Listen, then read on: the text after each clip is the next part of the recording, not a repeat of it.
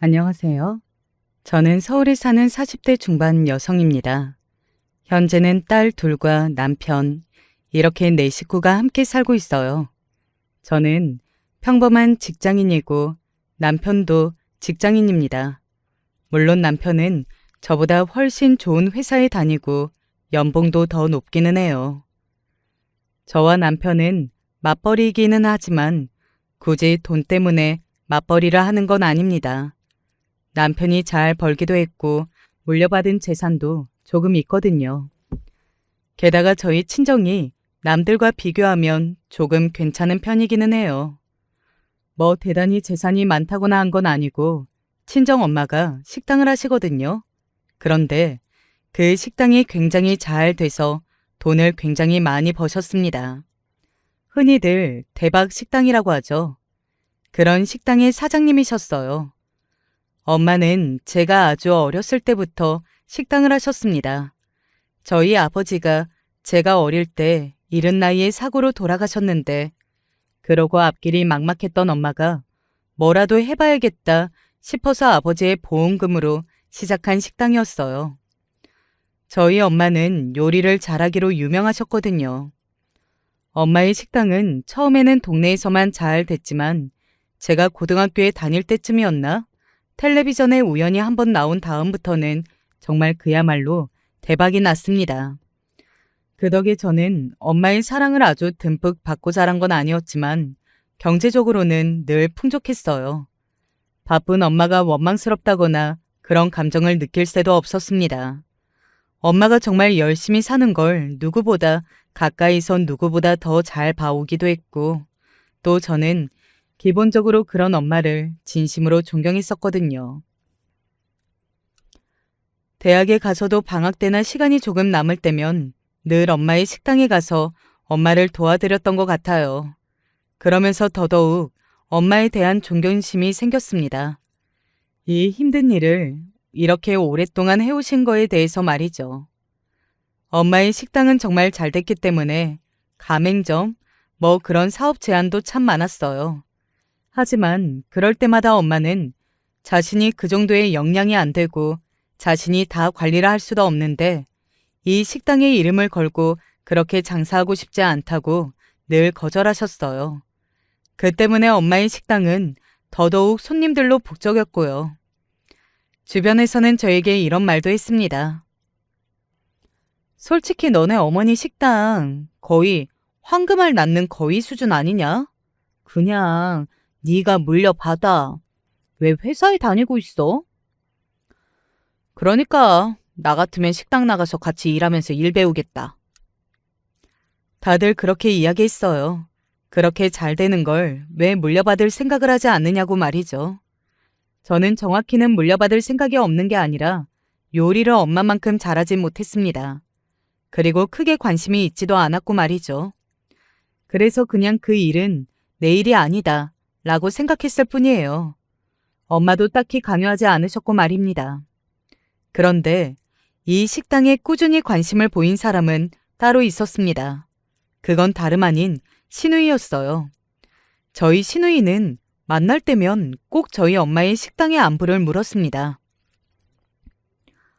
언니 어머니 식당은 여전히 잘 되죠? 네, 그럼요. 언니는 정말로 그 식당 물려받을 생각이 없는 거예요?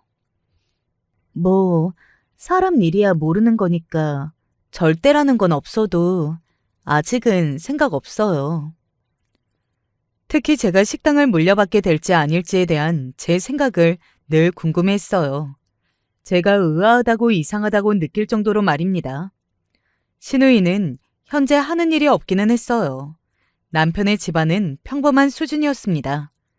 사실 뭐 저희 집도 엄마의 가게가 잘 되는 거 말고 다른 조건들은 평범했으니 크게 차이가 나는 집안 환경은 아니었어요. 게다가 남편은 저보다 좋은 대학을 나왔고 좋은 회사에 다니니 차이가 난다고 생각해 본 적도 없고 말이죠. 하지만 시누이는 굳이 따지자면 평범에서 조금 떨어지는 편이기는 했습니다. 공부를 잘하지 못했다고 했어요. 그래서 전문 대학을 나왔고 취직해서도 한 곳에 오래 일하지 못하고 계속해서 이직했다고요. 그러다 결혼하게 되었고 일을 그만두고 지금은 아이를 키우며 주부로 살고 있습니다. 신우이의 남편, 그러니까 저에게는 심해부 되는 고모부는 아주 작은 회사의 영업사원으로 일하고 있어요. 당연히 월급도 적고요. 신우이는 그거에 대해서 늘 저희에게 열등감을 표출하는 편이긴 했습니다. 언니네는 이런 걱정 없죠? 좋겠다. 잘 살아서. 저희가 뭐가 잘 살아요. 잘 사는 거죠. 둘이 월급 합치면 한 800만 원은 그냥 넘지 않아요? 게다가 언니네 친정 엄마가 하시는 그 식당도 장사 엄청나게 잘 되고. 언니는 저 같은 사람의 생활을 하나도 이해 못하죠. 늘 그런 식으로 저와 자신을 비교했어요. 뭐 속으로만 비교했으면 저도 그런가 보다 했을 텐데 늘 만날 때마다 비교하는 말을 하고 자신의 열등감을 표출했으니 저도 불편하기는 했습니다. 어느 순간부터는 꽤 노골적으로 바뀌기도 했고 말이죠. 그리고 그런 감정을 저에게 표출하는 건 시누이뿐만은 아니긴 했습니다. 시어머니도 그러셨어요. 나중에는 사정을 알게 되었지만 저는 처음에는 이상하다 싶을 정도로 시누이만 싸고 도는 시어머니를 이해할 수 없었거든요. 남편도 자기 아들인데 말입니다. 니들은 잘 먹고 잘 살지 않니? 툭하면 그런 소리를 하면서 반찬 같은 것도 시누이만 싸주고 뭐를 해도 시누이를 하나도 주지 저희를 줄 생각을 하지 않으셨어요.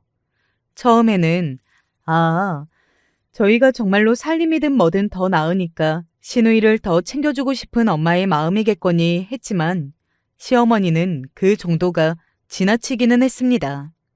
예를 들어 한 번은 저희 몰래 재산을 정리해서 시누이에게 다 주려다가 들통이 났던 적이 있었습니다.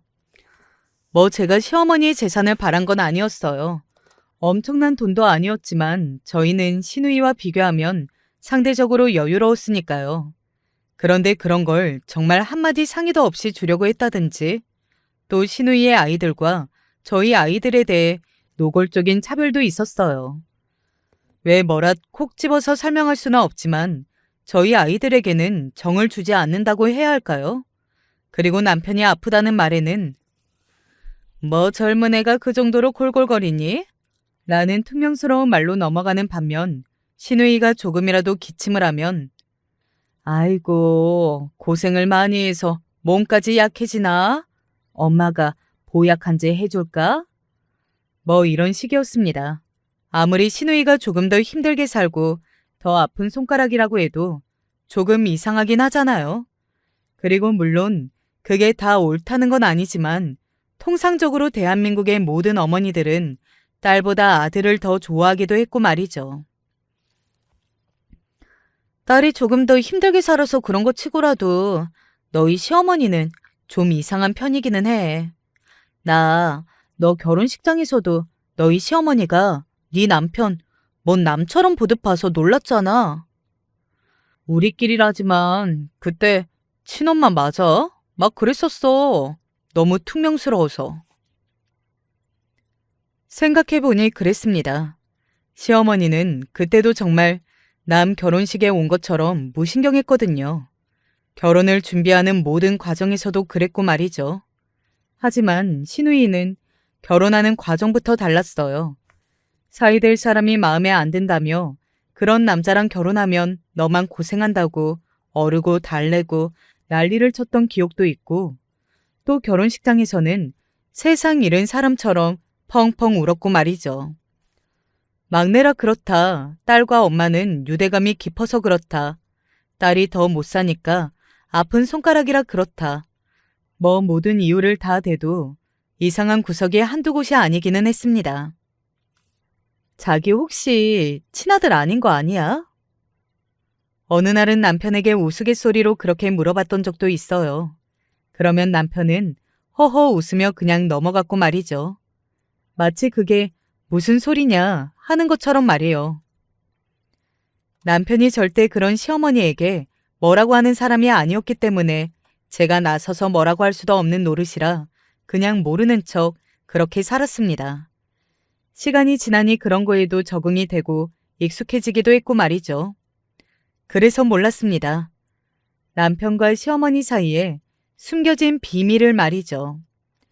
그 비밀을 알게 된 사건은 저의 비극에서 시작이 되었습니다. 이 이야기를 꺼내기는 저에게도 참 힘이 드는 일입니다. 떠올리기만 해도 눈물이 나는 이야기거든요. 왜 그런 날 있잖아요. 하루가 신기하게 다 좋은 일만 있는 날.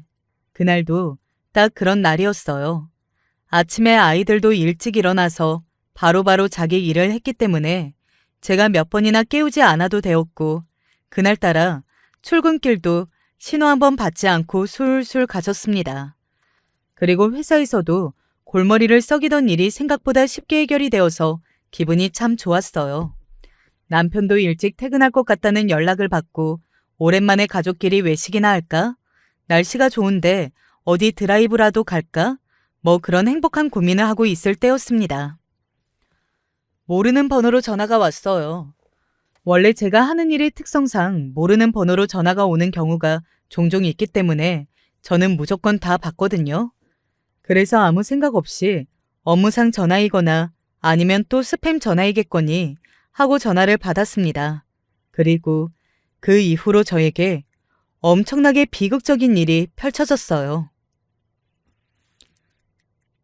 김말숙 씨 보호자분 되시죠? 김말숙, 저희 엄마의 이름이었어요.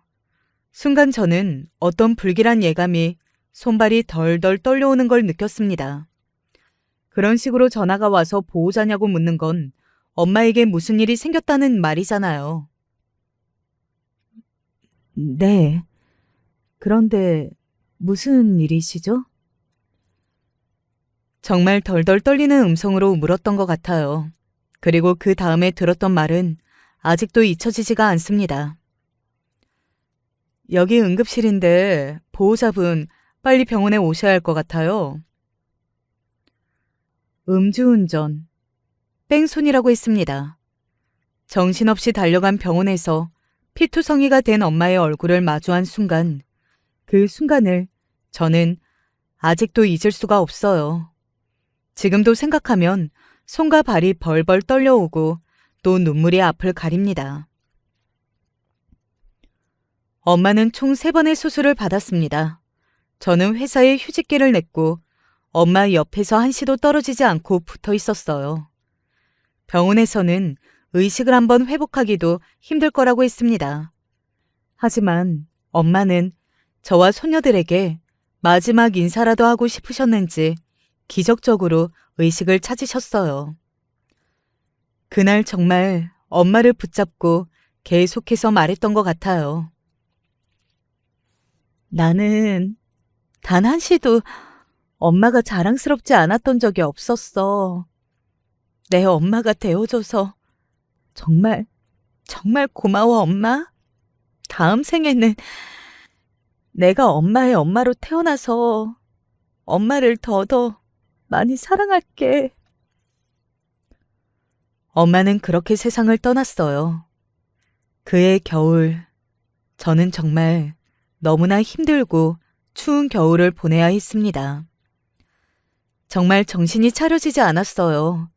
그동안 바쁘다는 핑계로 엄마에게 자주 가지 못했던 거, 엄마가 손녀들 보고 싶다는 말에도 다음이라고 미뤘던 거. 아무튼 엄마한테 못했던 것만 생각이 나더라고요. 있을 때 잘하라는 말이 정말 가슴속 깊이, 너무나 깊게 저를 찔렀습니다. 이제 저는 엄마가 없으니까요. 무슨 정신으로 장례를 치렀는지 모르겠어요. 장례를 치르는 와중에도 몇 번은 까무러쳤습니다. 울다 쓰러져 병실에서 눈을 뜨면 또 이 현실이 정말 현실이라는 거에 다시 눈물이 났고 다시 쓰러지기를 반복했어요. 이러다 사람 잡겠네. 잡겠어.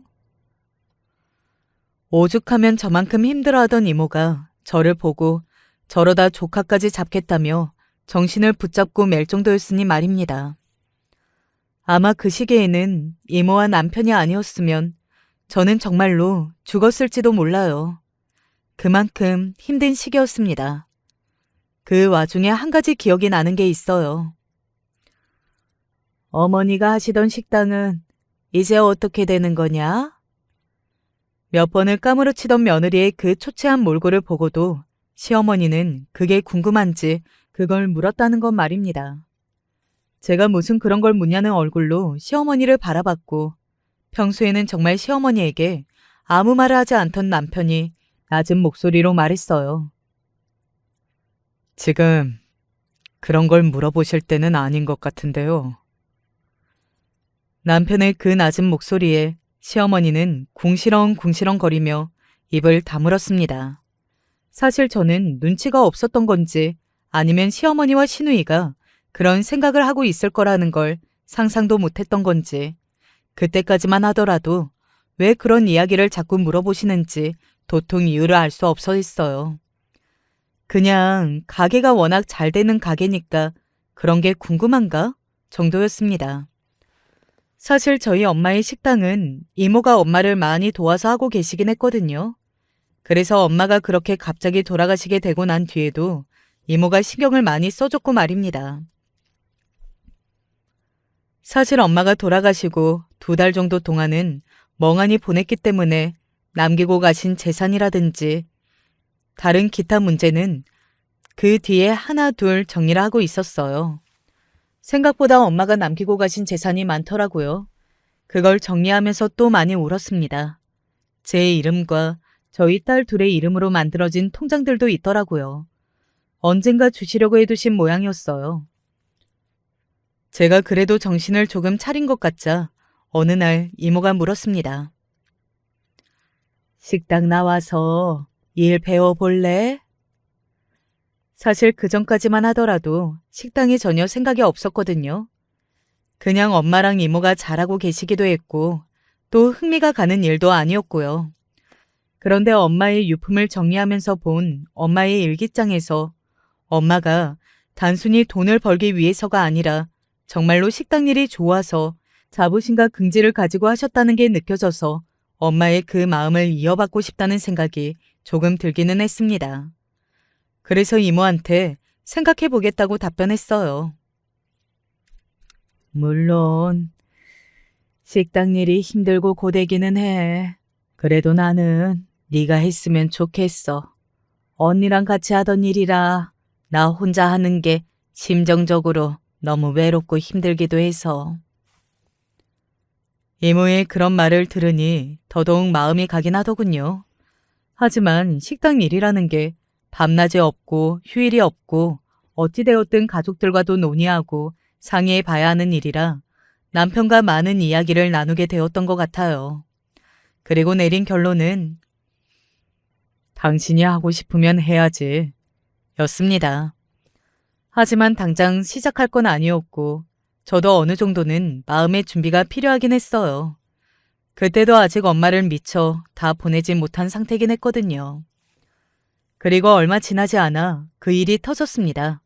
제가 남편의 비밀과 시댁 식구들과 완전히 연을 끊게 되었고 또 이곳에 사연을 쓰게 된 그 사건 말입니다. 때는 시어머니의 생신날이었어요. 원래도 크게 뭔가를 하지는 않고 저희는 용돈을 드리고 밥을 사드리는 정도로 늘 했었거든요. 그래서 그날도 그렇게 하기로 하고 식당을 예약하려 하는데 시어머니가 이번에는 집에서 그냥 소박하게 하자고 말씀하시더라고요. 저는 조금 의아하긴 했던 것 같아요. 시어머니는 늘 생일을 좋은 걸 먹어야 한다며 비싼 식당을 찾으셨던 분이셨거든요. 그래서 속으로 그래도 내가 엄마 돌아가시고 처음 맞으시는 생일이시니까 막 크게 하기는 뭐해서 그러시는 건가? 나름 배려를 해주시는 건가? 하는 생각에 시어머니를 살짝 달리 생각하게 되었던 것 같습니다. 물론 아주 잠깐이었지만 말이죠. 그리고 시어머니 생일에 먹을 것들과 용돈을 들고 찾아갔어요. 밥상은 소박했습니다. 미역국과 불고기 잡채, 그런 전형적인 생일상에 올라가는 음식들을 신우이가 마련했다고 해서 그것도 나름 배려해 준 건가 했어요. 그런데 밥을 먹고 과일을 먹던 와중에 시어머니가 이러시는 겁니다. 어머니 식당은 어떻게 하기로 했니? 그걸 또 모르시는 거예요. 그리고 그런 모습을 말똥말똥한 눈을 한 신우이가 바라보고 있고 말이죠. 저는 고개를 갸웃하고 대답했습니다. 당분간은 이모가 도맡아서 해주실 거고요. 저도 일을 한번 배워볼까 생각 중이에요. 네가? 언니가요? 제가 식당 일을 배워보기로 했다는 말에 그 두 사람이 놀란 듯 되물었습니다. 그게 그렇게 놀랄 일인지 제가 더 놀랐던 것 같아요. 그들의 반응에 말이죠. 무슨 문제 있어요? 제가 놀라서 물었습니다. 그러자 시어머니는 어딘가 묘하게 싸늘한 말투로 말을 하기 시작했어요. 요리도 제대로 할 줄 모르는 애가 무슨 식당이야? 이모가 잘 가르쳐 준다고 하셔서 저도 배워보려고요. 그게 배운다고 하루아침에 되는 거야? 저는 더더욱 갸우뚱했습니다. 아니, 우리 엄마 식당을 제가 물려받기 위해서 이모한테 일을 배우겠다는데 이게 시어머니에게 혼날 일인가 해서요. 적성에 맞지도 않는 일, 돈 때문에 애써서 하지 말고 적성 맞는 사람 찾아주는 게 여러모로 좋지 않겠어? 적성에 맞는 사람이요? 누구요?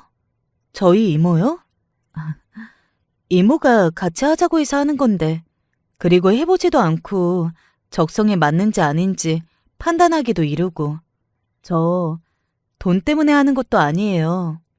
엄마가 엄마 식당을 얼마나 소중하게 여겼는지 그 누구보다 잘 알고 있으니까 엄마의 뜻을 잇는 거죠. 그러니까 그 뜻을 더 잘 이을 수 있는 사람이 있을 수도 있지 않냐는 말이야. 요리도 제대로 못하고 식당 일 제대로 해본 적도 없는 너보다는. 그쯤 돼서요. 저도 눈치를 챘습니다. 시어머니가 무슨 말을 하고 싶어서 뭘 바라고 지금까지 저희 엄마 식당에 대한 안부와 저에게 그런 말을 하는지 말입니다. 그걸 깨달은 순간 열이 확 오르는 기분이 들었어요. 제가 입을 꽉 다물고 아무 말도 하지 않자 시어머니는 그제야 본론을 이야기했습니다.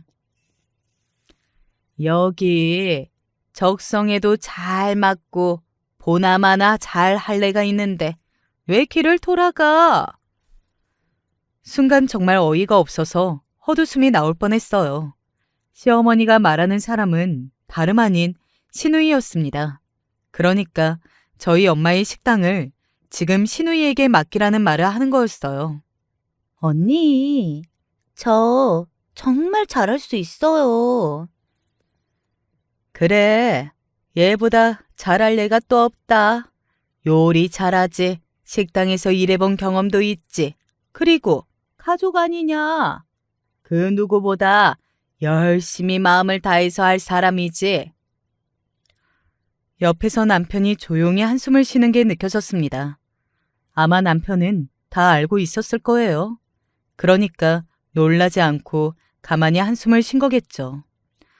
저는 그런 남편의 한숨 소리에서 남편도 지금 이 상황이 마음에 들지 않는다는 것을 알 수 있었습니다. 저희 엄마 식당을 왜 아가씨가 운영을 해요? 해도 이모가 하는 게 맞지? 너희 엄마 식당 아니냐? 사장님이 사돈댁이었지 않나? 그러니까 이제는 네가 소유주인 거고 그러면 이모님도 너의 뜻대로 할 수 있는 거 아니냐? 그러니까 제가 왜 멀쩡히 자라는 저희 이모를 두고 아가씨한테 우리 엄마 식당을 내어줘야 하냐고요. 저도 이모한테 주지. 저는 그 속이 빤히 보이는 시어머니와 시누이의 말들에 그쯤부터는 이미 화가 날 대로 나 있는 상황이었습니다. 아니 말이 안 되잖아요. 평생을 엄마와 함께 고생해온 이모를 두고 왜 내가 신우이한테 우리 엄마 식당을 맡기느냐 말입니다. 출가 외인이라는 말도 모르니? 이제 너는 이 집 식구잖아. 출가 외인이라니. 그게 대체 언제적 이야기예요? 그렇게 따지면 아가씨도 이제 결혼하고 출가 외인이 된 건데 왜 친정의 도움을 받아요? 시어머니가 하는 말 자체가 다 말이 안 되는 것들 뿐이었습니다. 제가 그렇게 이야기하니 순간적으로 꿀먹은 벙어리처럼 입을 다물더군요. 다시 신우이가 다시 저에게 이야기하기 시작했습니다. 아니, 언니. 결국은 우리 오빠랑 계속 같이 살 거고, 그리고 어쨌든 시댁이랑도 잘 지내면 좋은 거니까. 신우이 잘할 수 있는 일 한 번 도와주는 게 어때서 그래요? 그게 그렇게 힘들고 싫은 일이에요? 다시 한번 헛웃음이 나왔습니다. 어디서부터 대꾸해야 할지 알 수 없어서 일단은 숨을 한번 몰아쉬었어요.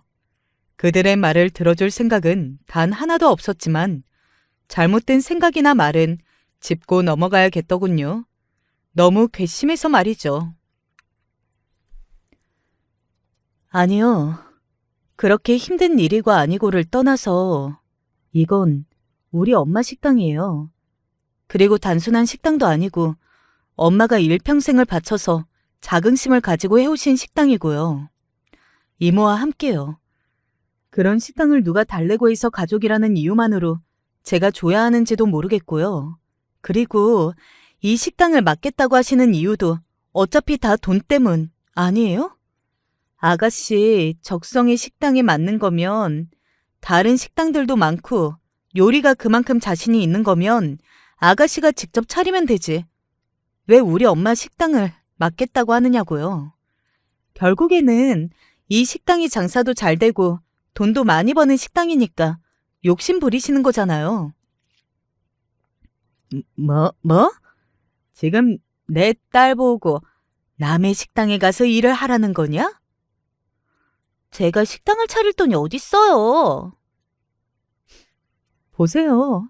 결국은 고생 하나 없이 그냥 남이 이뤄둔 거 쏙 공짜로 가지고 싶으시는 거잖아요. 솔직히 정말 어이가 없었습니다. 당장이라도 이게 무슨 개소리냐 하고 그 집을 나오고 싶은 것을 남편의 얼굴을 봐서 참고 이야기한 거예요. 그래서 못 주겠다는 이야기지? 아깝다는 이야기지? 시어머니가 날카롭게 대묻더군요. 네, 저는 애초에 이걸 달라고 이야기할 수 있는 두 분도 이해가 안 되고요. 그리고 제가 맞지 않더라도 이 식당은 저희 이모 겁니다. 수십 년간 두 분이 함께 해오신 거니까요. 말도 안 되는 요구하지 마세요. 점점 말을 하면서 화가 났었는데 저희 엄마가 돌아가신 지 얼마나 되었다고 며느리를 불러다 그 식당을 달라느니 어쩌느니 할 수 있는지 그게 정말 이해가 되지 않더라고요. 이게 정말 시댁 무서운 줄 모르고? 시어머니가 자리에서 벌떡 일어섰습니다. 그쯤 되니 저도 더는 참고 들어줄 수만은 없겠더군요. 그리고 그들의 이야기를 더 듣고 있다가는 정말 화가 많이 나서 이성을 잃을 것 같은 기분이 들었기 때문에 집에 가려고 저도 일어섰습니다. 그런데 시어머니가 그런 제 앞을 가로막더군요. 내 말을 안 들을 거면 우리 아들이랑 이혼해라. 네? 시댁 말을 이렇게 개똥으로 알고 시댁 식구들 무서운 줄 모르는 며느리 나는 싫으니까 당장 이혼해. 그때는 참지 못하고 헛웃음을 지었습니다. 이게 지금 무슨 억지냔 말입니까? 식당을 안 줄 거면 남편과 이혼하라뇨. 설사 그렇게 된다고 한들 식당을 주지도 않을 거였지만 그 억지를 부리고 앉아있는 얼굴이 너무 꼴보기가 싫었어요. 이건 뭐 도둑도 아니고. 뭐라고? 도둑? 지금 이혼 아니면 식당 달라는 게 도둑놈 심보지 뭐예요? 강탈하려고 하시는 거잖아요. 지금 이거 협박이시죠? 이게 너 지금 시어머니한테 말 다 했니? 어? 어디 이런 대먹지도 못한. 아니요, 덜했어요. 그리고 대먹지도 못하다고요. 지금 친정 엄마가 뺑소니 사고로 돌아가신 지 2달 좀 넘은 며느리를 불러서 한다는 말이 친정 엄마 식당을 신우이한테 주라는 것도 모자라서 그거 싫다고 했다고 이혼하라고요? 제가 지금 이런 이야기 듣고도 제정신일 수 있겠어요? 길 가는 사람 붙잡고 물어보세요. 지금 어머님이랑 아가씨가 저한테 하는 말이 얼마나 몰상식하고 비인간적인지. 그때였습니다. 짝 하는 소리가 집안에 울려 퍼졌어요. 시어머니가 제 뺨을 때린 겁니다. 어찌나 세게 맞았던지 고개가 돌아가다 못해 순간적으로 몸이 휘청거렸어요. 제가 뺨을 부여잡고 멍한 얼굴로 시어머니를 바라봤습니다. 이게 시애미한테 못하는 말이 없어? 지금 못하는 말을 한 게 누구인지 누가 누구한테 더 잘못한 건지 모르겠더군요. 그쯤 되니 화가 나는 걸 넘어 지금 제가 겪고 있는 일이 현실이 맞는 건지 하는 생각마저 들 지경이었습니다. 너무나 비상식적인 말과 행동에 넋이 나가겠더군요. 그때였어요. 지금 뭐 하시는 겁니까? 여태 조용히 있던 남편이 낮고 무거운 목소리로 말을 시작했습니다. 너 지금 나한테 그러는 거니? 시애미한테 이런 막말하는 년을 보고도? 이제는 연이라고도 하더군요. 남편은 인상을 팍 쓰더니 시어머니 쪽으로 터벅터벅 걸어갔습니다. 그러고는 시어머니의 뺨을 올려쳤어요. 짝 하는 소리가 다시 한번 온 집안에 울려 퍼졌습니다. 그건 저도 전혀 예상하지 못했던 일이었어요. 제가 정말 너무 놀라서 저도 모르게 남편을 불렀습니다. 여보. 그리고 놀란 건 시어머니도 마찬가지인 듯 했어요. 자기 뺨을 붙잡고 멍하게 남편을 바라봤거든요. 그리고 신우이가 저와 같은 말투로 남편을 향해 말하는 소리가 들렸습니다. 오빠. 하고 말이죠. 남편은 그대로 신우이 쪽으로 다가갔어요. 그리고는 한 번 더 짝 하는 소리가 온 집안을 울려 퍼졌습니다. 남편이 이번에는 신우이의 뺨을 친 거였어요. 다시 한번 그 집안에 있는 모든 사람들이 놀랐습니다. 너, 지금 뭐 하는 짓이냐? 이게 지금. 먼저 선을 넘은 건 어머니십니다. 저는 남편의 그런 표정, 그리고 그런 목소리는 정말이지 처음 들어봤습니다. 정말 화가 많이 난 듯 보였어요. 저한테 하는 말과 행동이 아닌데도 제가 다 무서울 정도였으니 말입니다. 당연히 시어머니와 시누이도 그런 남편의 모습은 처음 보는 건지 아니면 예상하지 못했던 건지 살짝 겁먹은 얼굴로 남편을 바라보고 있었고 말이죠. 애미 뺨을 때려? 어? 이런 천하의 불효막심한 놈을 봤나? 너 이거 폐륜이야, 폐륜! 남편은 그렇게 말하는 시어머니를 정말 아무 동요 없이 여전히 그 무서운 얼굴로 가만히 내려다 봤습니다. 그리고서는 비웃듯 코로 웃었어요. 그리고서는 그 다음부터 남편의 입에서 나온 말은 저에게는 충격, 그 자체였습니다. 어머니가 아닌데 무슨 폐륜이에요? 남편의 그 말에 저는 저게 대체 무슨 소리지?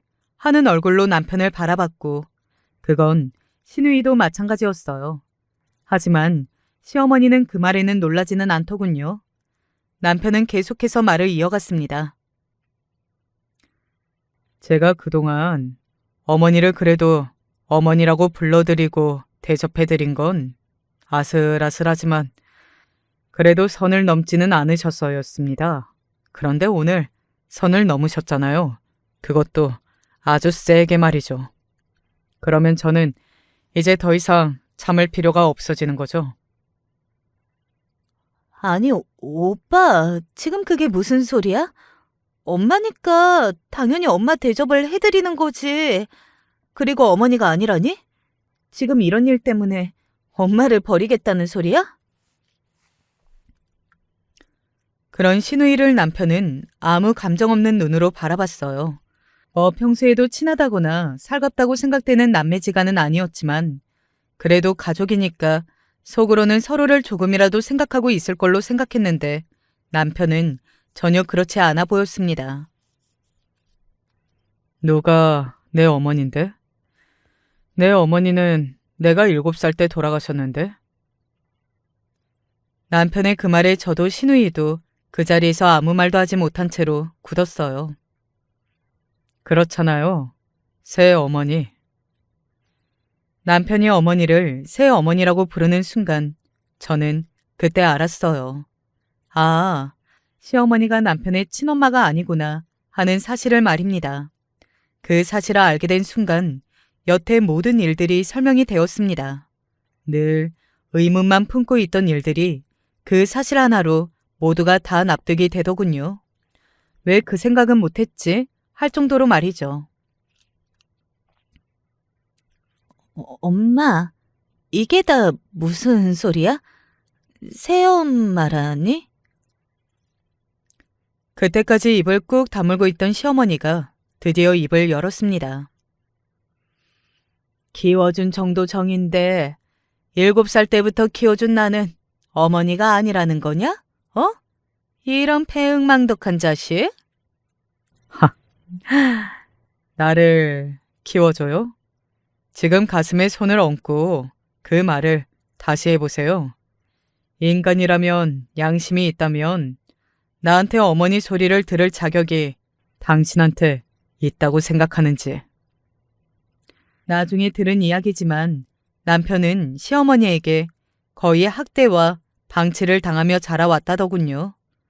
밥도 제대로 한번 차려준 적이 없었고 따뜻한 인사나 뭐 하나 먼저 말을 건네거나 챙김을 받은 적도 없이 말입니다. 그런 주제에 자기가 키워줬다고 어머니라고 하며 저에게 그런 요구를 했다고 생각하니 아직도 그 뻔뻔함에 치가 떨려와요. 내가 대체 못해준 게 뭔데? 정말로 여기서 하나하나 다 이야기해요? 남편의 그 말에 시어머니는 입을 꾹 다물었습니다. 본인이 생각해도 본인이 잘한 게 하나도 없으니 말이죠. 그러게, 그냥 입 다물고 조용히 사시지. 욕심은 왜 부리세요? 그것도 자기 아들도 아니고 제대로 키워주지도 않은 아들의 며느리 재산에. 이 사연을 쓰면서 다시 한번 그때 있었던 일을 되짚어 보는 중인데 정말이지 다시 생각해도 시어머니의 그 뻔뻔함에 놀라울 정도예요. 그러니까 어떻게 그런 걸 요구할 생각을 했단 말입니까? 사람은 정말 가만히 두면 그 뻔뻔함이 점점 더 심해지는 게 맞는 것 같더라고요. 저희 시어머니가 딱 그랬으니까요. 너도 정신 차려. 네 능력으로 먹고 살 생각을 해야지. 어딜 남이 다 이루어 놓은 거에 숟가락만 얹을 생각을 해. 그것도 이렇게 뻔뻔하게. 남편이 신우이를 향해 말했습니다. 그래도 신우이는 어떻게 보면 아버지는 같은 셈이니 남매긴 하잖아요. 저는 그 말을 신우이를 걱정해서 하는 진심 어린 조언이라고 생각했는데 시어머니는 아니었나 보더라고요. 누가 누굴 가르쳐? 내 딸은 내가 알아서 하니까 너는 입 다물어. 그러니까요. 제대로 잘 키우셨으면 이런 말도 안 되는 강탈 같은 부탁은 하지 않으셔도 됐을 텐데 왜 저 따구로 키워놔서 일을 이렇게 만드세요? 네? 너희 자식, 말 다 했어? 시어머니는 남편의 그 말에 부들부들 떨더니 남편 쪽으로 다가와 한 대라도 칠 듯 굴었습니다. 하지만 남편은 눈 하나 깜짝하지 않았어요. 오히려 더한 말들을 쏟아내기 시작했습니다. 정말 보자 하니까 그 뻔뻔함이 끝이 없네. 그래. 당신이 어떻게 나한테 소리를 지를 수 있어? 감히? 감히? 내가 나보다 한참이나 어리고 키워놨더니 백만덕한 소리나 짓거리는 놈한테 이 정도 말도 못할 게 뭐야? 남편은 픽 하고 웃었습니다. 그리고는 굉장히 싸늘한 말투로 시어머니를 향해 말을 했어요.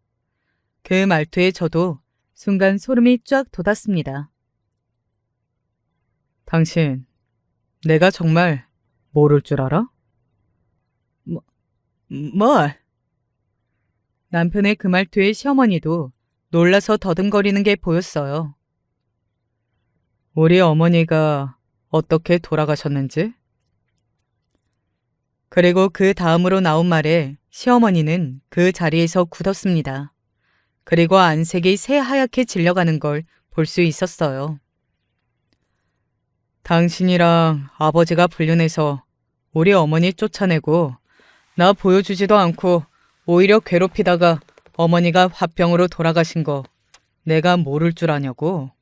내가 가만히 있으니까 정말로 다 모른다고 생각해? 그 말에 저도 입이 떡 하고 벌어졌어요. 그러니까 시아버지와 시어머니는 불륜으로 만나 결혼한 사이였던 겁니다. 그리고 그렇게 불륜을 해 내쫓은 시아버지의 조강지처가 남편의 어머니였고 말이죠.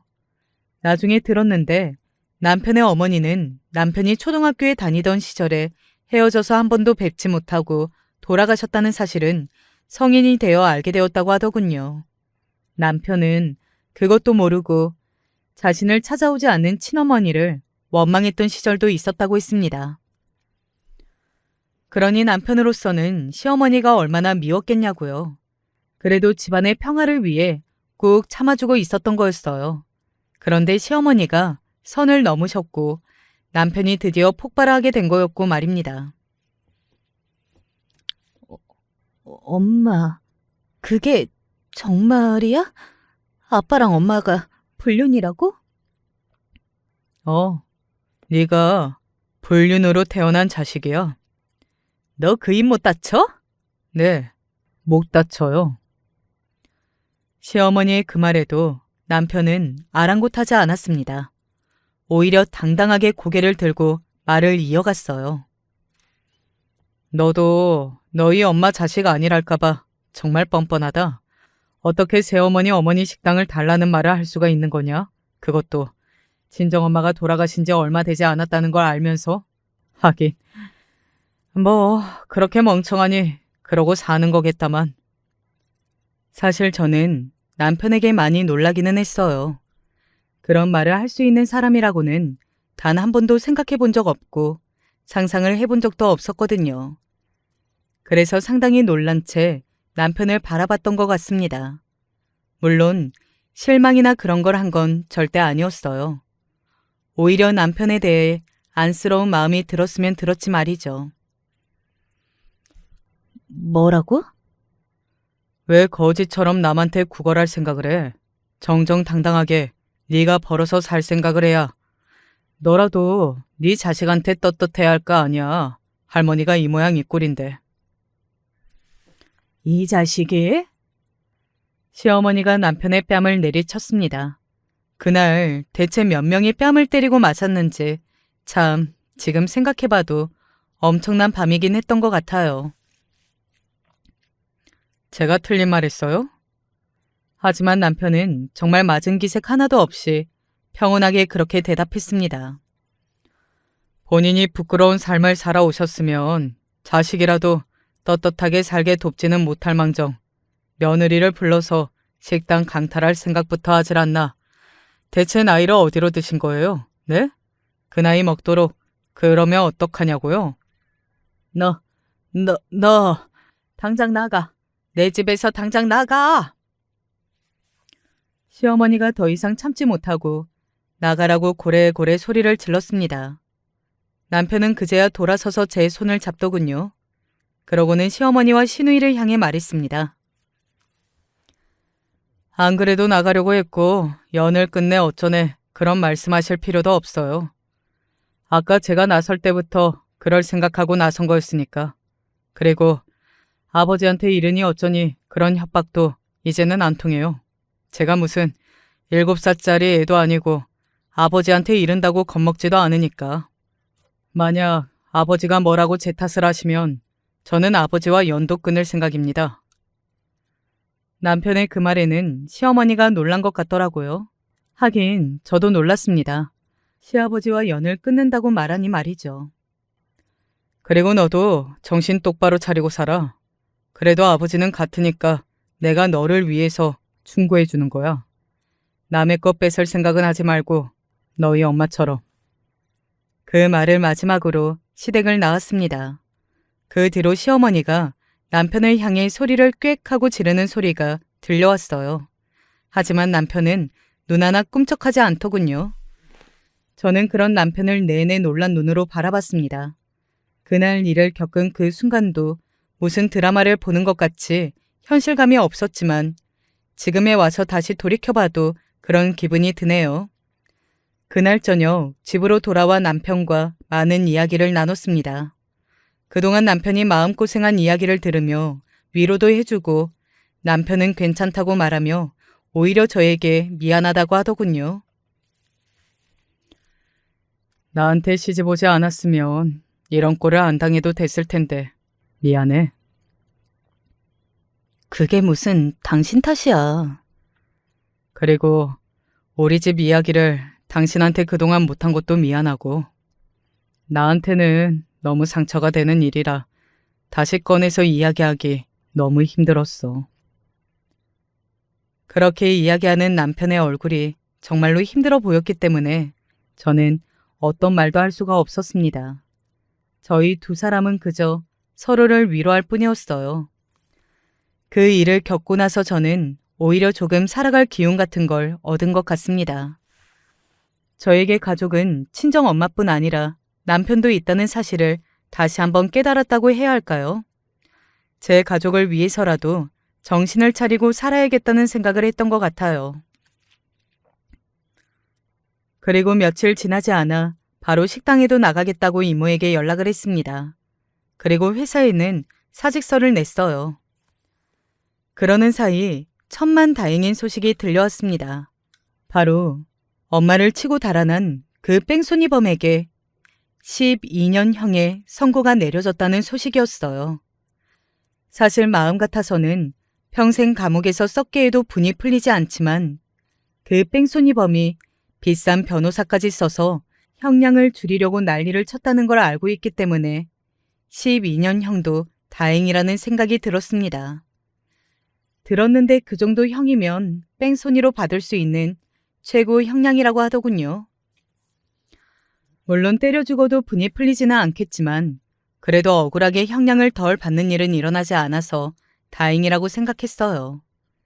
그 뺑소니범의 가족들이 줄줄이 저를 찾아와 합의를 해달라는 둥 돈을 줄 테니 탄원서를 써달라는 둥 했지만 남편이 중간에서 다 막아줬습니다. 돈이라면 저희 쪽도 이미 차고 넘칠 만큼 있고 사람 죽인 죄를 돈으로 때우려고 하지 마세요. 천벌받습니다. 왜 이렇게 부끄러움을 모르는 사람이 많은지 모르겠네요. 라며 말이죠. 제가 돈이 많다는 사실을 알아서 그 뺑소니범의 가족들도 포기를 비교적 빨리 했던 것 같아요.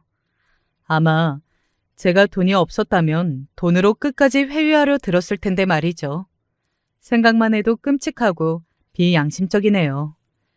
그렇게 그 일이 마무리되고 저는 잊으려 노력하며 지내고 있습니다. 그러던 어느 날 신우이가 식당으로 저를 찾아왔어요. 그리고는 의외의 말을 해줬습니다.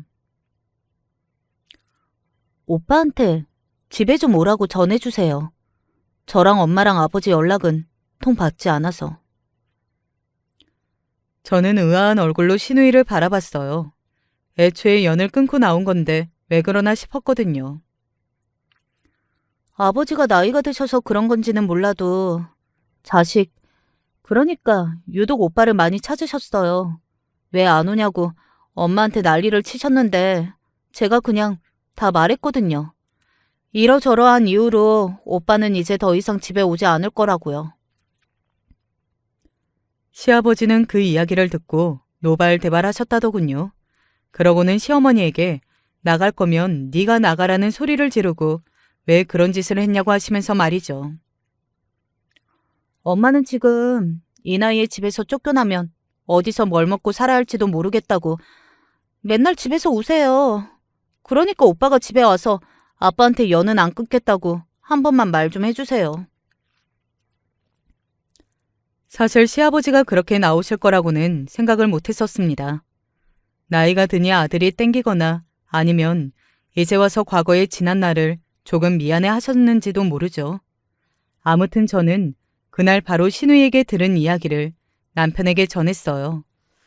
당연히 남편은 바로 찾아뵙지는 않았습니다. 생각할 시간이 필요하다고 말이죠. 그리고 지금이네요. 물론 남편이 바로 결정을 내릴 것 같지는 않았지만 지금 꽤 길어진 상태예요. 그동안 신우이가 연락이 2번 정도 더 왔습니다. 정말로 안 올 거냐고 제발 사람 하나 살려주는 셈치고 와달라고 말이죠. 남편은 아직 가타부타 이야기가 없고요. 남편은 일부러 그들에게 벌을 주려고 안달이 나게 하려고 답을 내리고 있지 않은 게 아닙니다. 정말로 남편은 쉽게 결정하지 못하는 거예요. 여러분들이 저희 남편과 같은 입장이라고 하더라도 쉽게 결정할 수 있는 문제는 아닐 것 같지 않나요? 저는 남편이 왜 이렇게 결정을 못하고 있는지 너무 이해하거든요. 남편도 그 긴 세월 받은 상처가 있을 테고 또 이러나 저러나 시아버지는 남편의 친아버지이기는 하니까 말이죠. 시아버지가 조금 많이 무뚝뚝한 편이기는 하셨지만 제가 시집와서 봐온 바로는 딱히 선을 넘는다거나 남편에게 이상한 행동이나 말을 한다거나 서운하게 군다거나 그러시지는 않았거든요. 물론 시어머니가 차별한다는 걸 다 알면서도 모르는 척 방광하긴 하셨지만 말입니다. 그리고 손녀딸인 저희 딸아이들을 예뻐하시기는 했어요. 티를 막 내시지는 않았지만 알 수 있었습니다. 아마 남편도 그걸 알아서 더 망설이고 있는 게 아닐까 싶어요. 만약에 여러분들이 저희 남편의 입장이라면 어떤 결정을 내리실 것 같으신가요? 그래도 부모니까 용서를 해주는 쪽으로 택하실 것 같은가요? 아니면 그냥 이대로 연을 끊으실 것 같은가요? 사실 저도 명쾌하게 답을 내릴 수가 없어서 답답한 마음에 여러분들의 의견을 물어봅니다. 많은 의견 남겨주세요. 다 읽어볼게요. 그리고 식당 일과 관련해서 제가 최근에 어떻게 지내고 있는지 궁금하신 분들이 계실 것 같아 그 이야기를 짧게 해볼게요. 다행히도 이모가 그간 운영을 잘 해주고 계셨습니다. 워낙 엄마와 손발을 맞춰온 시간이 길었던 만큼 이모는 혼자서도 잘하실 수 있을 만큼 식당을 잘 지켜오고 계셨어요. 그리고 너무나도 감사하게 직원분들께서도 손님들이 엄마의 빈자리가 느껴지지 않게 노력해오고 계셨고요. 엄마의 장례식 날 식당의 직원분들도 다 함께 밤을 새우면서 참 많이도 울었습니다. 그걸 보면서 그 와중에 저희 엄마가 직원분들께도 참 잘했구나 하는 생각을 했었던 것 같아요. 아무튼 그때 장례식장에서도 감사한 기억이 많은 분이에요. 저는 그렇게 이모와 좋은 직원분들 사이에서 식당 일을 하나둘 배워가고 있습니다. 이게 경영이랑 크게 다를 게 없어서 오히려 대학 때 경영학을 전공한 걸 여기서 써먹게 되는 상황이 올 것 같기도 해요. 지금은 재료 손질부터 차근차근 배워나가고 있지만요. 그래서 요즘 엄마가 더 그립습니다. 엄마가 이 모든 걸 했다고 생각하면 더더욱 말이죠. 그래도 요즘은 많이 울지 않고 씩씩하게 잘 이겨내고 있어요. 이모가 대견하다고 할 만큼 말이죠. 그리고 저에게도 딸아이들이 있잖아요. 너무 나약한 엄마이고 싶지는 않거든요. 그리고 하다 보니 적성에도 맞는 것 같더라고요. 물론 몸이 아주 힘들긴 한데 그래도 재밌는 부분도 많고 말이죠. 음식을 못한다고 식당에는 재능이 없을 거라고 지레 겁을 먹었던 모양이더라고요. 제가 말이죠. 이렇게 하루하루 소소한 즐거움과 또 함께하는 사람들에 대한 고마움을 느끼며 지내다 보면 언젠가는 조금 더 괜찮아지겠죠. 엄마를 떠올리며 추억하고 웃게 될 날이 언젠가는 오지 않을까요? 아직은 눈물만 흘리지만요. 제가 너무 주절주절 제 이야기만 한 것 같네요. 이렇게 길게 이야기할 생각은 없었는데 너무 길어진 것 같습니다. 어떻게 들으셨는지 모르겠어요. 저는 이렇게 엄마에 관한 이야기도 남편에 관한 이야기도 조금 털어놓고 보니 마음이 살짝 편해진 것도 같습니다. 그래서 오늘 남편이 퇴근하면 붙잡고서 긴 이야기를 들어봐야 할 것 같아요. 제가 여러분께 털어놓고 시원해졌듯 남편도 다 털어놓으면 조금 더 시원해지지 않을까요? 서로가 있어 가족이 있어 그래도 다행이라는 생각을 하게 해주고 싶어요. 이제 정말 이야기를 마무리해야 할 것 같습니다. 언제 어디서나 행복한 일만 가득하시길 바랍니다. 부디 저도 그럴 수 있길 기도해 주세요. 긴 이야기 들어주셔서 감사합니다. 안녕하세요. 저는 서울에 사는 30살 박유경이라고 합니다. 젊다면 젊은 나이지만 최근 저의 결혼을 두고 중요한 결정을 내려야 할 것 같아 인생 선배님들의 도움을 얻고자 여기에 글을 올리게 되었습니다. 평소 여기 사연 채널을 보니 많은 분들이 댓글로 힘도 주시고 위로도 해주시더라고요. 저 역시 익명으로나마 제 얘기를 하고 격려와 함께 현실적인 조언을 받고 싶어서 용기를 내어보았습니다. 사실 요즘 계속 혼자 사귀다 보니 우울증도 생기고 이러다 나쁜 생각이라도 할 것 같아 간절한 마음으로 올려봅니다. 이야기를 하려면 남편이랑 처음 만난 순간부터 설명을 해야 할 것 같아요. 지금의 남편이랑은 제가 25살 때 처음 만났어요. 당시 남편은 26살로 저보다 한 살이 더 많았죠. 같은 회사에서 만났는데 서로 직급도 같았고 맡은 업무도 비슷하다 보니까 자연스레 이야기를 나눌 기회가 많았고 그러다 보니 점점 정이 들더라고요. 사실 그 정도에서만 그쳤다면 그냥 좋은 동료로 남았을 겁니다. 하지만 당시의 남편은 너무나도 속이 깊은 사람이었죠. 다른 사람에 대한 배려도 자연스러웠고 같이 일하는 동료에 대한 이해심도 많은 사람이었어요. 어른스러운 사람이 이상형이었던 저는 남편과 이야기를 나누면 나눌수록 남편이 평소 내비치는 가치관이라던가 그런 것들이 배우고 싶을 정도로 성숙하다고 생각을 했고, 아, 이런 사람이랑 연애하면 좋을 것 같다 라는 느낌이 문득문득 들곤 했습니다. 이런 식으로 어른스러운 사람에 대해서 이상형이라고 생각을 하게 된 계기는 아무래도 제 집안 사정 때문인 것 같아요. 저희 부모님은 제가 굉장히 어렸을 때 이혼을 하셨는데 아버지는 저희 어머니랑 결혼을 하고 나서도 계속 다른 여자를 만나거나 노름으로 돈을 쓰는 등 한마디로 철이 없는 행동을 정말 많이 하셨거든요. 그래서 저희 어머니는 아주 옛날부터 아버지 때문에 긴 시간 동안 고생을 많이 하셨습니다. 그런 모습을 보며 자라다 보니 자연스레 아버지와는 정반대되는 성향의 남자를 만나고 싶다는 생각을 하게 되더라고요. 게다가 남편이랑은 남들과 다르게 더 통하는 점도 있었습니다. 바로 남편 역시 저와 비슷한 이유로 부모님이 어렸을 적 이혼하고 어머니와만 살고 있다는 점이었죠. 남편도 자신의 아버지가 어머니를 고생시키고 그런 게 너무 싫어 나중에 자기가 어른이 되면 절대 아버지 같은 어른은 되지 않을 거라고 마음을 먹었다고 합니다. 그 이야기까지 들으니 저는 꼭 남편과 제가 운명이라는 생각이 들었고 그때부턴 적극적으로 남편에게 다가가기 시작했습니다. 한 1년을 매달렸던 것 같아요.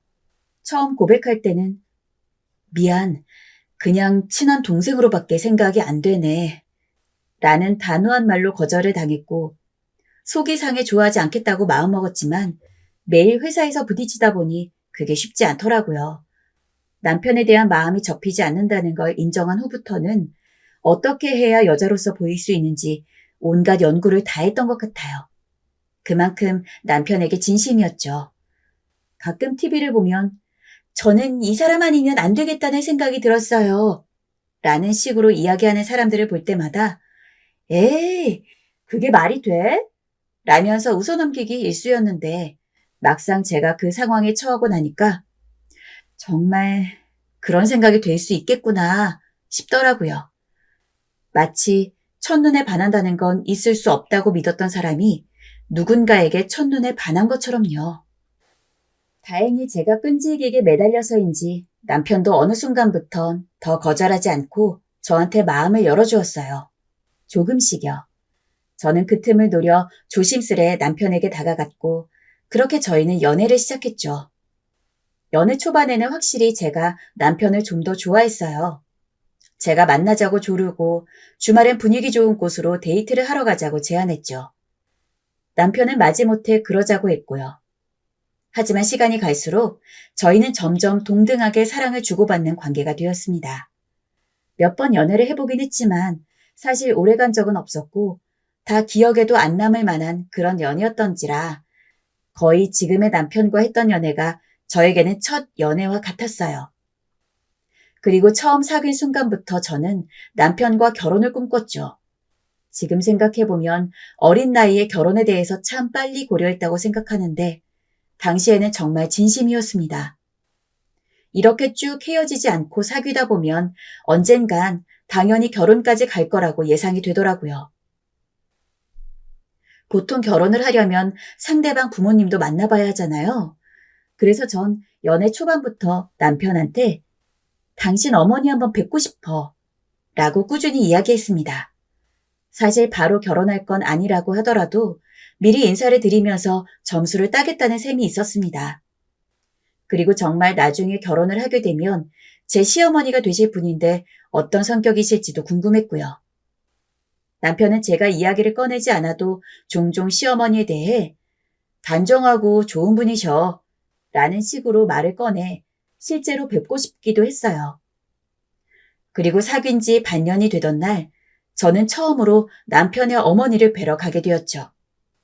남편의 어머니가 절 한번 보고 싶어 한다며 제안한 거였어요. 당시 어머니께 잘 보이고 싶은 마음에 며칠 전부터 미리 괜찮은 과일 바구니와 꽃 바구니를 하나씩 준비해선 콩닥거리는 마음으로 만나러 가는 날만 기다렸던 것 같습니다. 그리고 실제로 만나뵌 남편의 어머니는 무척이나 점잖은 분이셨어요. 보통 우리나라 어머니들이라고 생각을 하면 제 개인적으로는 약간 억세고 괄괄한 스타일이 떠오르는데 남편의 어머니는 정말이지 교양 있으신 분 같았어요. 소리도 크게 안 내셨고 말투도 조곤조곤 하셨어요. 더군다나 처음 만나는지라 어색해하는 저를 보더니 이렇게 말하시더군요. 어머, 우리 정우 여자친구구나. 너무 반가워요. 얘기 많이 들었어요. 집이 멀어서 힘들었을 텐데 여기까지 와줘서 고맙네. 과일도 잘 먹을게요. 마치 아이를 달래는 듯한 다정한 말투에 저절로 긴장이 녹아내리면서 마음이 편해졌고 처음 뵌 자리였지만 그날 어머니와 전 오래한 사이처럼 오순도순 정답게 이야기를 주고받았죠. 예비 시어머니를 보고 나니 저는 더욱더 결혼이 하고 싶었습니다. 흔히 결혼이라고 하면 시집살이라는 게 있잖아요. 아무리 시어머니가 착하다고 하더라도 기본적으로 며느리가 감내해야 할 시집살이라는 것이 있는데 어쩐지 시어머니를 만나고 나니 남편과 결혼을 하면 그런 것도 없을 것 같았어요. 그만큼 전 시어머니 되실 분이 마음에 들었습니다. 그전부터 남편과의 결혼을 바라오기는 했지만 시어머니 덕분에 결혼에 대한 열망이 더 강해질 거라고는 생각도 못했어요. 남편과 제가 가진 것이 어느 정도 있었어도 아마 시어머니를 뵙고 남편이 저를 집까지 데려다주는 길에 당장 결혼하자고 졸랐을 거예요. 하지만 현실적으로 모은 돈이 없는 저희가 아무런 준비 없이 결혼해봤자 기쁨보다는 힘든 게 더 많을 거라고 생각이 돼서 딱 2년만 더 열심히 벌기로 하고 남편에게 다시 한번 이야기를 꺼냈습니다. 솔직히 마음 같아서는 당장 내일이라도 당신하고 결혼하고 싶은데 우린 아직 모아둔 게 얼마 없잖아. 딱 2년만 지금처럼 연애하면서 열심히 회사 생활하고 결혼하자. 당신 생각은 어때? 지금 생각하면 그 말도 참 일렀던 것 같습니다. 하지만 저는 그만큼 간절했고 진심으로 함께하는 결혼 생활을 바라고 있었죠. 사귄 지 이제 반년 된 여자친구가 전력으로 결혼하고 싶어 하는 게 남편 입장에서는 불편했을 수도 있는데 남편은 제 말에 고개를 끄덕이며 오히려 저보다 더 들떠 결혼하고 나서의 계획에 대해서 상세히 이야기했습니다. 나중에 들어보니 제가 자꾸 어머니를 뵙고 싶다고 하고 실제로 뵈었을 때도 엄청 깍듯이 잘했던 게 남편에게 인상적이었나 보더라고요. 그전까지는 제가 결혼 이야기를 해도 솔직히 별 신경 안 썼는데 그 인사를 드린 날 남편 역시 처음으로 결혼에 대해 진지하게 고민해봤다고 합니다. 아무튼 그렇게 저희는 멀지만 가까운 미래를 꿈꾸며 연애도 일도 어느 하나 놓치지 않기 위해 정말 하루하루를 적극적으로 살아갔습니다. 돈을 저축하는 게 1차적인 목표였기 때문에 이전보다 데이트하는 날도 줄이고 개인적인 지출도 아끼며 살아야 했지만 남편과의 결혼이라는 명확한 목적이 있다 보니 힘든 건 하나도 없었어요. 오히려 마음 편하게 놀러 다니고 맛있는 거 먹으러 다닐 때보다 더 유익한 느낌이 있었죠. 그렇게 결혼 하나만 보고 열심히 노력해서 남편은 중간에 더 좋은 조건의 회사로 이직까지 할 수 있었습니다. 사내 연애의 묘미는 없어졌지만 금전적인 부분에서 기존 회사랑 비교도 할 수 없었기 때문에 저도 남편도 무척이나 기뻤어요. 그리고 저는 회사를 옮기진 않았지만 직급이 높아지다 보니 자연스레 연봉이 올라서 남편과 처음 만날 때보다 더 많은 돈을 벌 수 있었죠. 저와 남편 둘 다 안정적인 경제 조건을 갖추게 되었으니 하늘까지 저희의 결혼을 돕고 있다는 생각이 자연스레 들었습니다. 아니면 이렇게까지 이전보다 돈을 많이 버는 운이 몰릴 수 있을까 싶었죠. 결국 그 덕분에 저희는 처음 약속했던 대로 2년이 지나고 나서 바로 진지하게 결혼에 대해 다시 이야기를 나누는 것이 가능해졌습니다. 남편도 저희 집으로 정식으로 인사를 오고 얼마 지나지 않아 정식으로 상견례까지 했죠. 상견례는 제가 생각했던 것보다 더 훈훈한 분위기였어요. 엄마는 남편을 칭찬하고 시어머니는 저를 칭찬하는 말들이 자연스레 오갔어요. 아이고, 아드님이 너무 훤칠하네요. 사위로는 너무 분에 넘치지 않나 싶을 정도로 말이죠.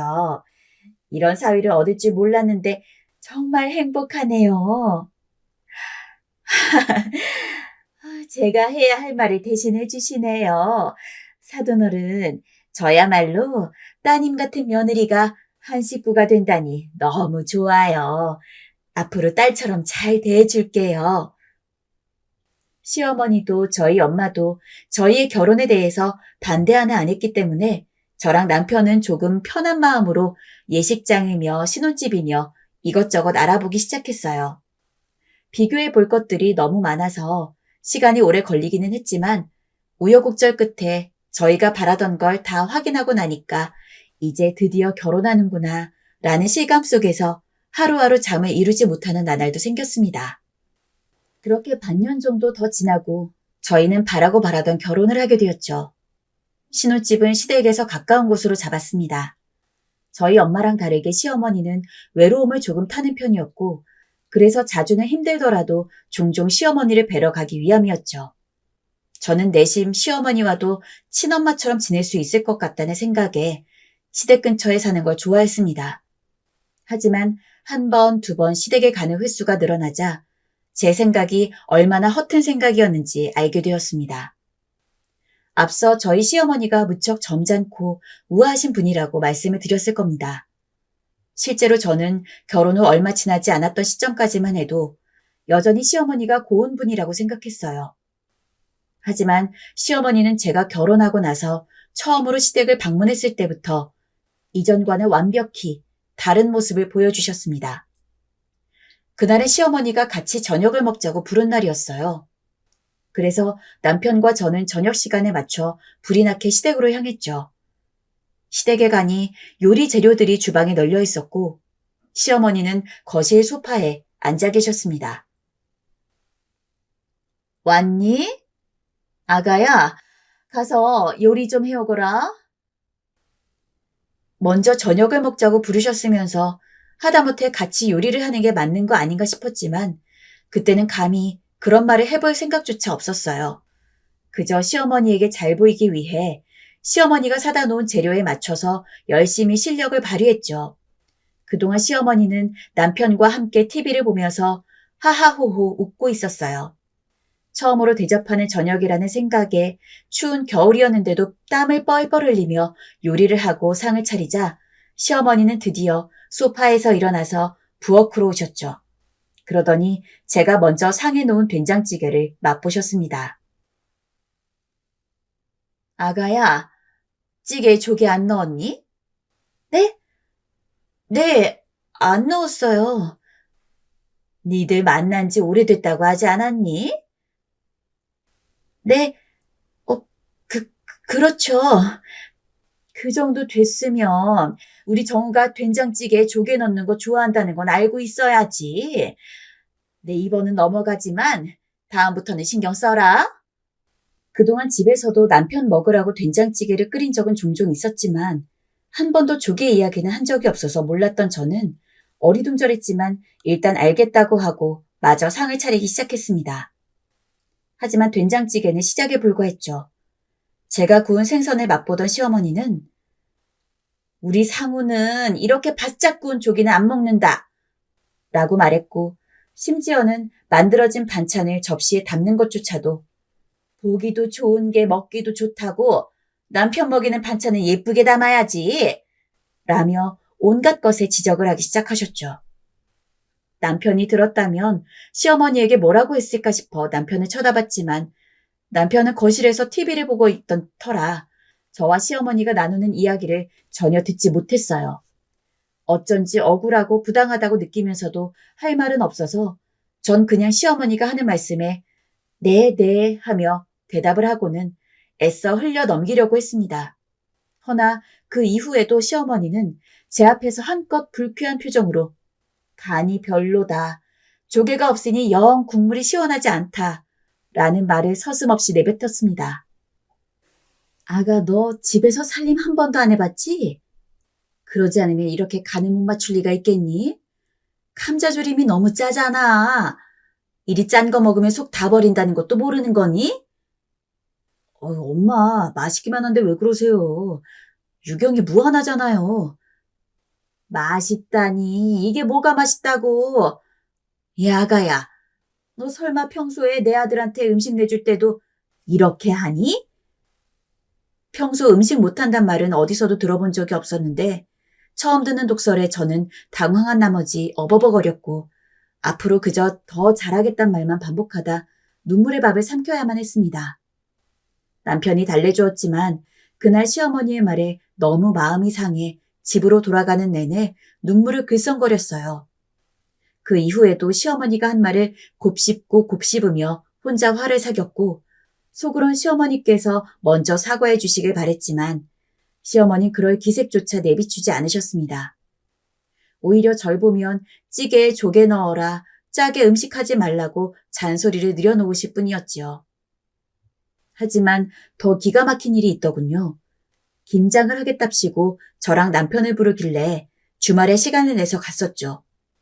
저는 당연히 시어머니와 저, 그리고 남편 셋이 함께 김장을 하는 거라고 생각했어요. 하지만 시어머니는 너무도 당연하게 남편을 쉬게 하고 저한테만 김장을 하라고 하더라고요. 엄마, 나도 할게. 어떻게 엄마랑 유경이만 시켜? 아니다. 너 일하고 와서 힘들 텐데 김장은 무슨. 앉아있어. 나 힘들지 않아. 이 사람도 일하고 온 거야. 얼른 장갑 줘. 됐다니까. 얘 유경이, 너 괜찮지? 네, 어머님. 저희는 애가 지기 전까지 서로 맞벌이를 유지하기로 했기 때문에 남편만 일했던 게 아니었습니다. 시어머니도 그걸 분명 알고 있고요. 그런데도 남편한테만 일하느라 고생했다는 식으로 말하면서 절대 일을 안 시키려는 태도가 정말 얄밉더라고요. 남편도 제 안색을 눈치채곤 몇 번 더 자기가 하겠다고 설득하려 들었지만 시어머니가 강경하게 나오시는 바람에 결국은 포기하고 소파에 앉았고 저 역시 그런 시어머니에게 할 수 있는 태도는 수긍뿐이었습니다. 그렇게 전 고무장갑을 끼고 시어머니를 도와서 김장을 시작했습니다. 제 인생에서 처음으로 하는 김장이었습니다. 혹시 몰라 전 미리 시어머니께 미리 말을 해놓았어요. 어머니, 저희 집은 늘 김치를 사 먹어서 김장은 처음 해봐요. 라고요. 그런데 시어머니가 제가 절인 배추에 양념을 바를 때부터 버럭 화를 내셨어요. 너, 이게 지금 뭐 하는 짓이니? 네? 아니, 양념을 그렇게 묻혀서 어쩌자는 거야? 골고루 잘 발라야지. 너 시애미 놀리는 거야? 죄송해요, 어머님. 제가 말씀드렸다시피 김장이 처음이라서요. 아니, 김장 하나도 못해서 어디다 써먹니? 처음엔 너무 당황스러웠지만 너무 불같이 화를 내시다 보니 저도 모르게 죄송하단 말이 나가더라고요. 어머니 죄송해요. 제가 김장이 처음인지라 잘했으면 좋았을 텐데 아직은 많이 서툴러요. 그래도 가르쳐 주시면 열심히 배워볼게요. 기대하셨을 텐데 죄송해요.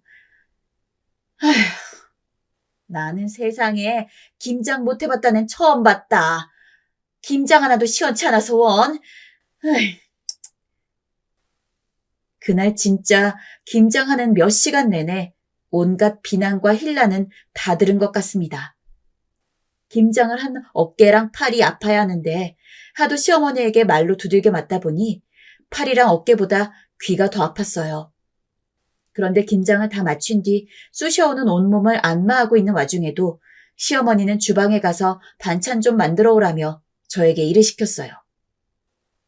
엄마, 이건 내가 할게요. 정말 유경이 김장이 처음이라 많이 힘들어요, 지금. 이까짓 걸로 힘들긴 뭐가 힘들어? 그럼 네 엄만 진작에 죽었어. 너 얼른 반찬 안 만들고 뭐하니? 지금 내 아들 뒤에 숨어서 꾀부리는 거야? 정말 할 말을 잃게 만드시더군요. 그쯤 되니까 시댁에 가는 게 너무 싫어졌고 시댁 생각만 해도 속이 안 좋아질 정도로 거부감이 들었습니다. 결혼 전 봤던 시어머니의 모습은 꿈만 같았어요. 그 외에도 시어머니가 저한테 뭐라고 한 것들은 셀 수가 없을 정도로 많아서 더 이야기하기 힘들 정도입니다. 정말 별거 아닌 것부터 꼬치꼬치 저한테 다 따지고 드시는데 저도 모르게 성질이 욱하고 치솟은 게 한두 번이 아니었어요. 그래도 저만 참다 보면 언젠가 이 상황이 좋아질 거라 생각하며 화를 꾹꾹 눌러 참았습니다. 하지만 결국 제가 참다 터질 만한 사건이 생기고 말았죠. 결혼을 하고 2년이 지났을 시기입니다. 지금 기준으론 1년 전이죠. 저희는 그때부터 아기를 가지기 위해 슬슬 준비를 했습니다. 제가 다니던 회사는 육아휴직을 쓸 수 있었기 때문에 우선 임신하기 전까지 최대한 벌 수 있는 만큼 벌기 위해서 일은 그만두지 않았어요. 하지만 저희 나름대로 노력을 하더라도 임신이란 것이 절대 쉽게 되지는 않는 만큼 예상보다 마음먹은 대로 이루어지지 않더라고요. 한두 달 정도까지는 그래도 그래, 금방 임신할 수 있을 거야 라고 생각했지만 그게 석 달, 넉 달이 넘어가자 그때부턴 괜히 마음이 조급해지기 시작했습니다. 혹시 제가 스트레스를 받아서 그런 건가 싶어서 일을 그만둘까도 진지하게 고민해봤고 심신의 안정을 위해서 명상이라도 시작할까 하는 생각까지 했었죠. 솔직히 제 마음 아시는 분들은 아실 거라고 생각해요. 간절히 원하는데도 안 생기면 내가 문제인가 싶기도 하고 남편이 문제인가 싶기도 했죠. 그래서 먼저 결혼해서 임신하고 애까지 낳은 친구들을 만나서 이런저런 조언도 들어보았습니다. 친구 말로는 오히려 애를 너무 원하면 더 힘들어지고 조급함만 생긴다고, 반대로 아예 마음을 놓고 언젠가 생기겠지라는 마음으로 생활하다 보면 미처 예기치 못한 때 아이가 선물처럼 찾아온다고 하더라고요. 그래서 그때부터는 남편과 너무 아이에 얽매이지 말고 평소처럼 살면서 지내자는 식으로 이야기를 나눴습니다. 남편도 제 말에 동의했고 무엇보다 스트레스가 많았던 저를 많이 다독거려 주었어요. 확실히 마음을 비우니 생활이 힘들지 않더라고요. 예전에는 무슨 행동 하나만 해도 아이에 대한 생각이 머리를 가득 채워서 복잡했는데 다시 제 삶을 찾으니 정말 언젠가는 아이가 생길 것만 같은 느낌이었어요. 그렇게 저희 부부가 이전보다 편하게 저희의 삶을 찾았을 때 지옥 같던 김장 시즌이 다시 돌아왔죠. 저희는 어김없이 시어머니네 집으로 향해야 했습니다. 하도 자잘한 심부름부터 여러 가지고 절 부려먹으시다 보니 이제 김장 정도는 차라리 합당하게 시키는 일이라는 생각이 들어서 그다지 스트레스도 받지 않더군요. 이전에 처음 혼났을 때처럼 당황스럽거나 서운하거나 서럽지도 않았고요. 시어머니의 독설에 단련되어 어지간한 말로는 별로 상처를 받지 않을 정도로 강인해졌죠. 이걸 좋은 일이라고 해야 할지는 모르겠지만요. 그런데 한참 시어머니 지시에 따라서 고무장갑을 올려 끼고 배추포기에 김치 속을 열심히 바르고 있을 때였습니다. 당시 거실에서 TV를 켜두고 함께 보면서 일을 했는데 마침 남편이 자주 보던 프로그램이 할 시간이라 남편이 채널 돌릴게 하며 리모컨을 만지더라고요. 몇 번 버튼을 누르던 남편이 튼 프로그램은 유명 연예인들의 아이들이 나오는 프로그램이었습니다. 저도 남편과 집에 있을 때면 종종 보던 것이었죠. 저도 김장을 하는 종종 연신 고개를 들어 TV를 보기 바빴습니다. 근데 그때 시어머니가 묻더군요. 너희 아이 계획은 어떻게 됐니? 애 낳은 친구한테 이야기해보니까 오히려 애를 가지려고 너무 노력을 하면 그 스트레스 때문에 더 애가 안 된다고 하더라고요. 그래서 예전처럼 저희 둘이 잘 지내면서 자연스럽게 생길 때까지 기다리기로 했어요.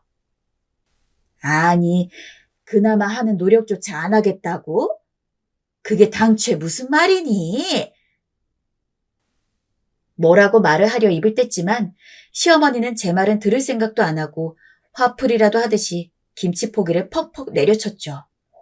제가 눈치를 보면서 시어머니를 따라 김장을 담그고 있었는데 시어머니가 돌연 이런 말을 하시더라고요. 아무리 씨가 좋아도 밭이 안 좋으면 어쩌겠니? 우리 아들은 아무 문제가 없는데 애가 안 되는 이유가 왜 있겠어? 이따 밥 먹을 때 너는 어제 갈비찜 시켜 먹었을 때 딸려온 김치로 식사해라. 힘들게 담근 김치 애도 못 가지는 며느리한테 주기는 아깝다. 진짜 별 이상한 걸 듣고 와서는. 에이.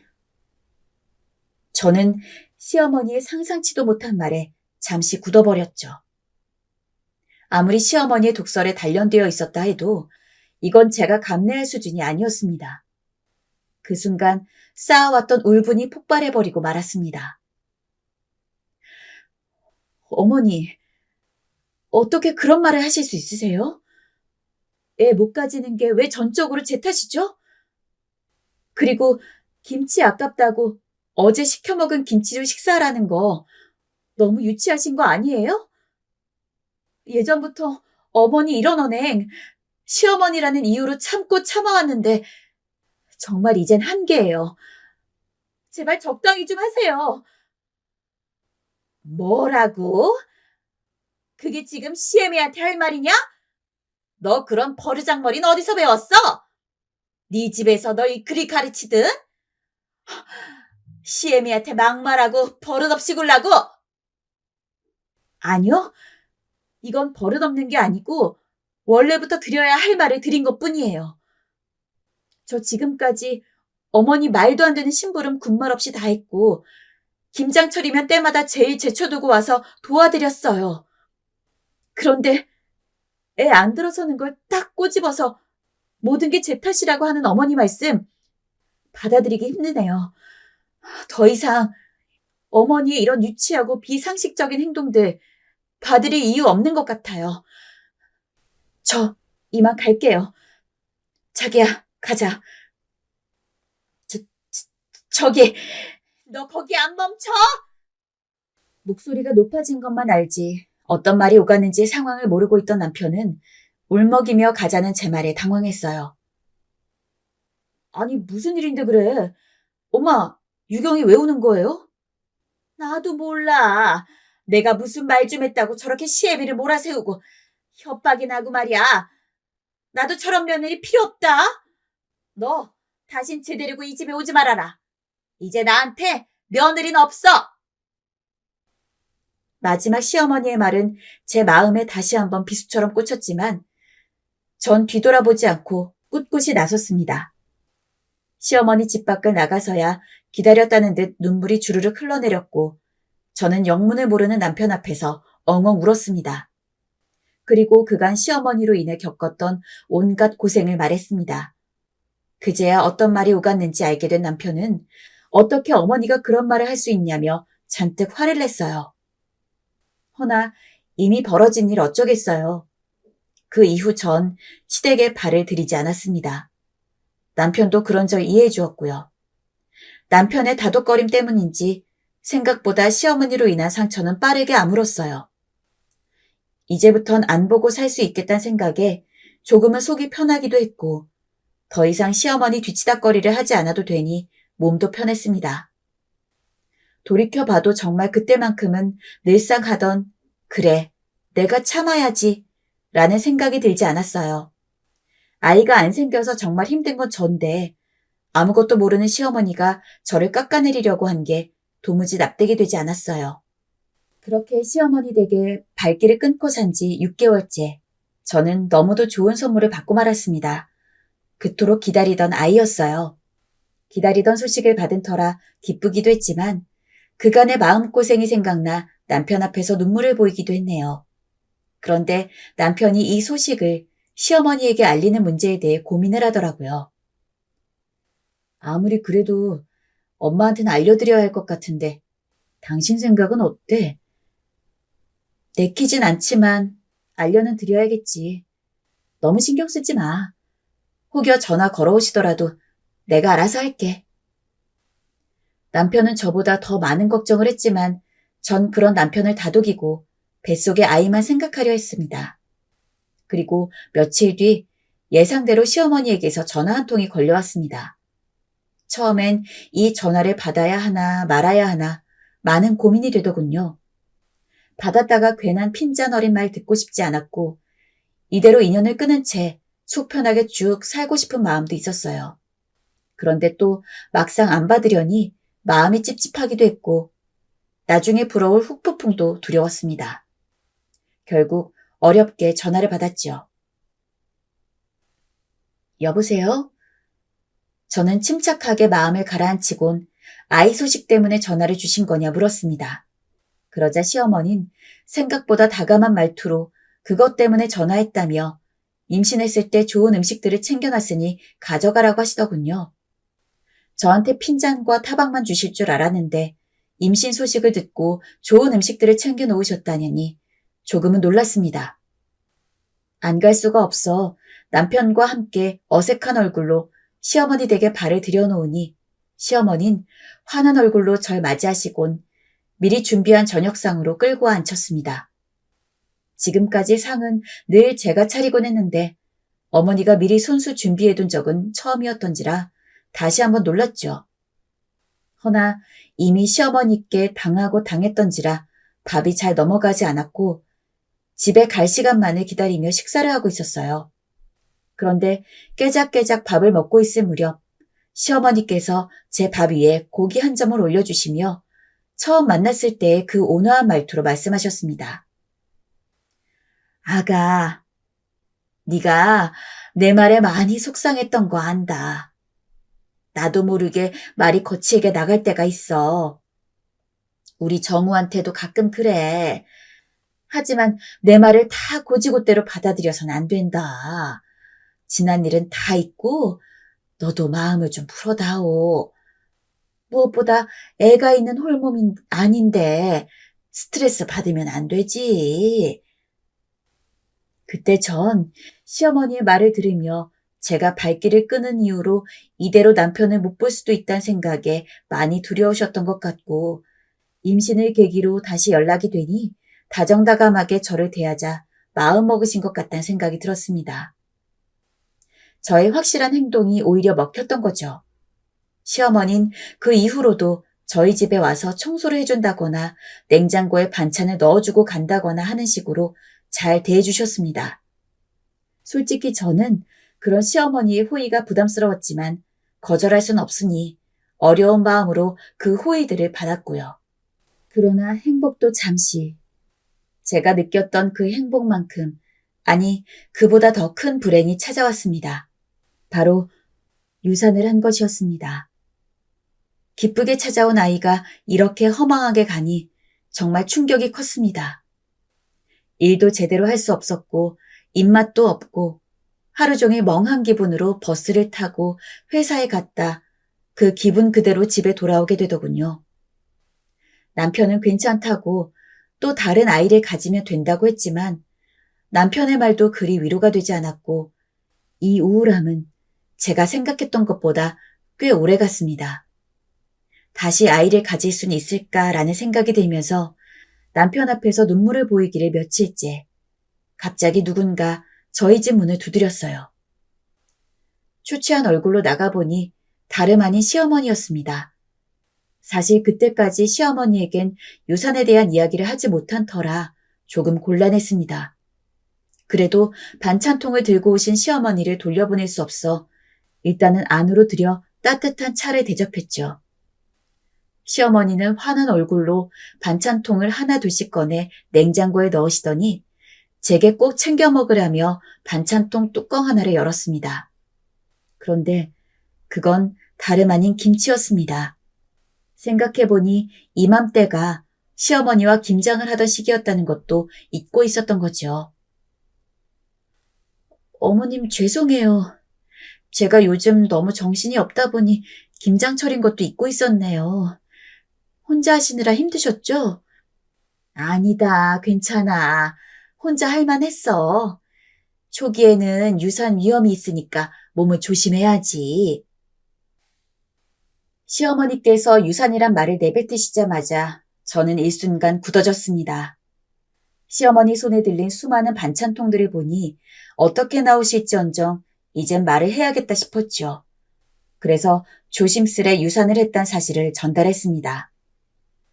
예상했던 대로 시어머니의 얼굴은 곧바로 어두워졌고 한참을 가만히 계시더니 갑자기 고개를 들어 절 똑바로 쳐다보시곤 평생 잊지 못할 말을 꺼내시더군요.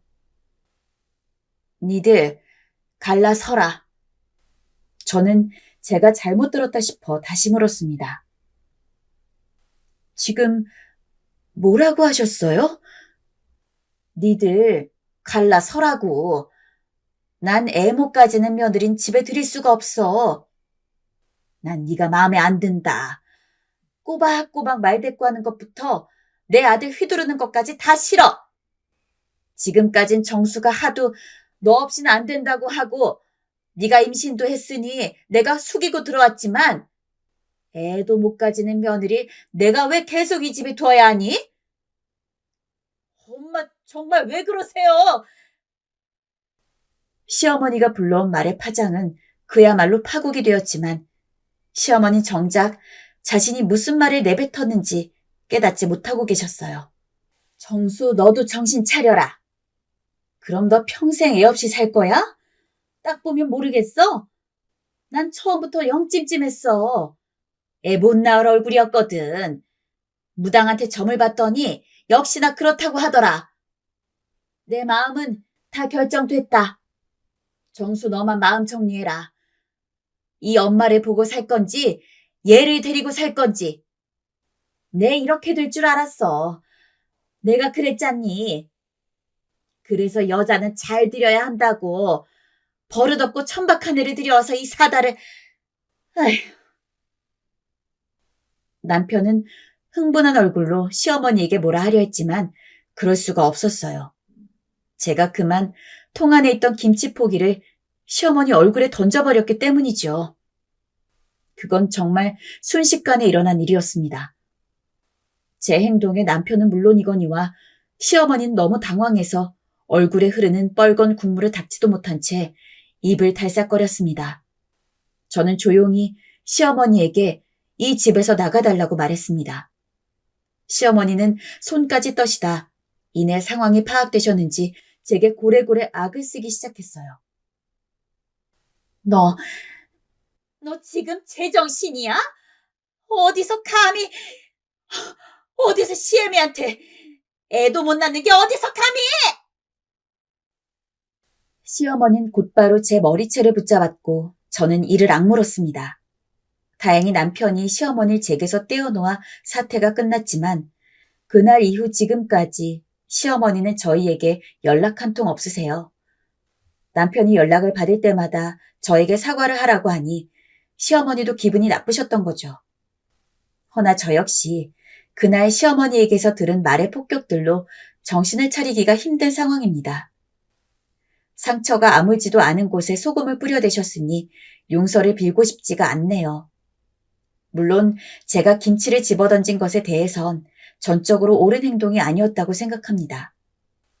한 번만 더 참을 걸, 말로 할 걸 하는 후회도 들어요. 하지만 그때만큼은 이미 이성의 끈을 놓아버린 후였고 되돌릴 길도 없었죠. 남편은 저와 시어머니 사이에서 눈치를 보고 있습니다. 저는 제 편을 들어주었지만 아무래도 혈연인지라 어머니와 평생 인연을 끊고 살 순 없으니 적절하게 시어머니의 비위도 맞춰주고 있는 듯합니다.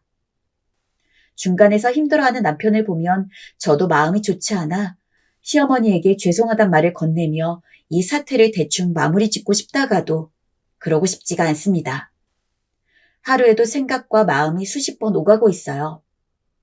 결혼을 결심했을 땐 모든 게 행복할 줄 알았는데 도대체 왜 이런 일들이 제게 생기는 걸까요? 제가 너무 순진했던 걸까요? 좋은 시어머니를 만나 효도하고 친딸처럼 이런 고민 저런 고민 들어드리며 같이 여행도 하는 그런 관계를 꿈꿨는데 물거품 같은 환상에 불과했던 걸까요? 시어머니로 인해 결혼을 결심한 만큼 좋은 분이라 생각을 했고 그만큼 기대도 컸는데 결국 이런 상황까지 오게 되었으니 지금은 시간을 돌려 결혼을 하기 전으로 돌아가고 싶을 만큼 정신적인 고통이 큽니다. 더군다나 남편도 눈치를 보다 지쳤는지 요즘 다투는 일도 많아졌어요. 사소한 일로도 서로 쉽게 언성이 높아지고 서로 예민해져 있다 보니 집안 분위기도 날이 서 있는 듯합니다. 남편과는 정말 좋은 사이를 유지하고 싶은데 유산으로 마음이 힘든 와중에 남편과 사이마저 좋지 않으니 기댈 곳도 없고 자꾸 나쁜 생각만 드네요. 어제는 도저히 혼자 견디다 못해서 정신과에 갔다 왔습니다. 제 상태를 진단해 주시던 의사 선생님께서 불안과 우울 검사 결과 수치가 심각한 수준에 있다고 자신을 잘 돌보라고 조언을 해주시더라고요. 하지만 지금 저는 절 돌볼 수 있는 상황이 아닌 것 같습니다. 모든 것들이 휘몰아쳐서 제가 지금 어디에 있는지도 잘 모르겠고 어떤 선택을 내려야 할지도 모르겠어요. 이대로 가다간 남편과 사이가 더 나빠질 것 같고 남편을 사랑하지만 시어머니 때문에 이대로 정신적으로 고통받을 바에야 이혼을 하는 것도 답일 듯한데 아직 어린 나이인지라 그게 또 맞는 길인지도 모르겠어요. 그래서 이 사연 채널에 용기를 내어 제 이야기를 올리게 됐습니다. 부디 제 사연을 듣는 인생 선배님들께서 앞으로 제가 어떻게 하면 좋을지 댓글로 많은 조언을 해주셨으면 좋겠습니다. 남편과의 결혼을 이대로 유지하는 게 나을지 아니면 애를 갖기 전 이혼을 하는 게 나을지요. 결혼 관계를 유지한다면 앞으로 시어머니와는 어떻게 지내야 할지도 알고 싶습니다. 어떤 것이라도 좋으니 편하게 말씀 부탁드립니다. 꼭 참고하고 싶습니다. 지금까지 긴 사연 들어주셔서 감사하고 모두 꽃길만 걸으시길 바랄게요.